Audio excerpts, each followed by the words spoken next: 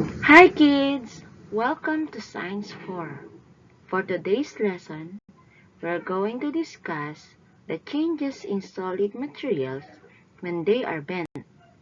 Let's go! Have fun while learning!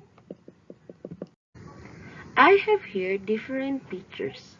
Kindly tell the characteristics of each picture. The first one. What characteristic of solid is this? You're right, it is color, which is red. What about this second picture? Very good, it's weight. The third picture? That's right, it's all about the size. What about the fourth one? Correct, it's all about the shapes. And last, very good. It's all about the texture of the hollow block, which is rough. Good job, kids. And now, kindly list down two objects or solid materials under the following. The first one is solid materials that can be found at home. The next one, solid materials that can be found in school. And lastly, solid materials that can be found in the community. I'll give you 1 minute to answer. Go!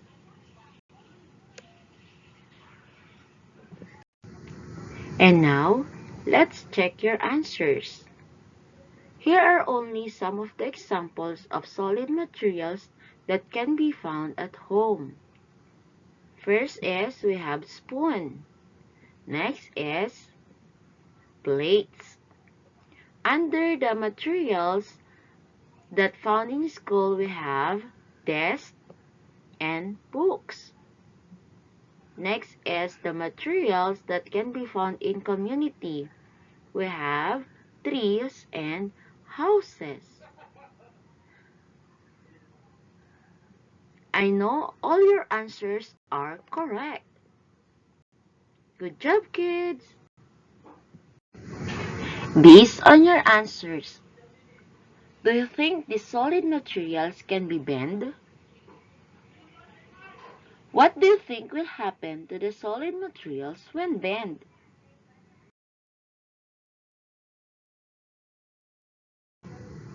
What do we mean when we say bend? It means to force and shape a material into curve or angle. Bend is the past tense of bend. For example, in this picture, as you can see, there is a curved line. Next example, we have the plastic bottle. There is an angle formed on the side.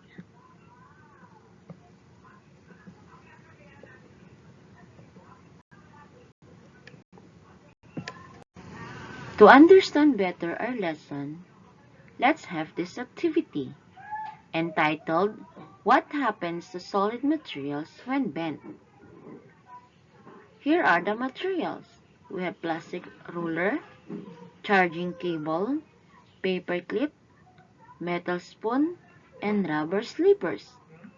Please observe it carefully, and afterwards, you're going to answer what happened to the material when bent. Let's watch and observe. Come on!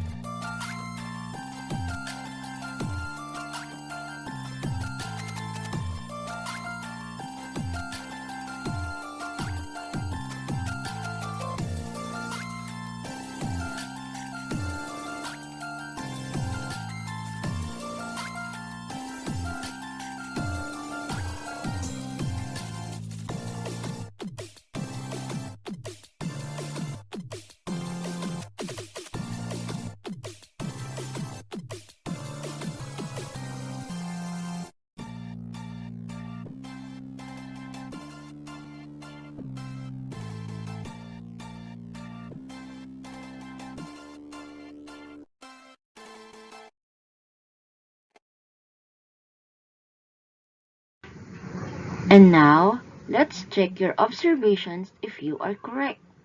For number 1, plastic ruler. What happened to the material when bent? That's right, it changes in size and shape. What about the charging cable?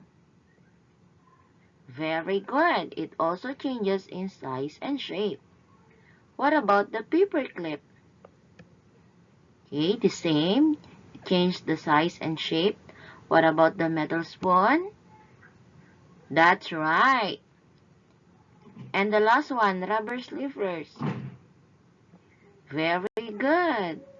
Good job, kids. Remember this, kids, that solid materials can be bent depending on the property of the material. When bent, these materials may change their size and shape. No new material formed. Only the physical appearance of the materials are changed. To understand better our lesson, let's try this one. Okay, everybody stand straight. Raise your right hand. Bend your body to the left. Stand straight again. This time, raise your left hand and bend your body to the right. Based on the activity, when you bent your body, was there a change that happened? Very good. How can you describe the change that happened to your body? What might happen if you bend your body too much? That's right. Overbending your body may cause bone fracture. That is why we should take good care of our body when doing physical activities. And now, let's check your understanding by answering this activity.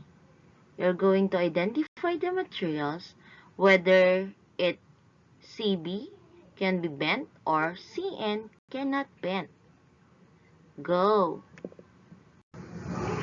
Now, let's check your answers. For number 1, the answer is CN cannot bend. For number 2, Play-Doh, we have CB can be bent. Number 3, stone. The answer is CN cannot bend. Number 4, plastic straw. The answer is CB can be bent. And lastly, wooden stick, it is CB or can be bent. Good job, kids! I do hope you got a perfect score.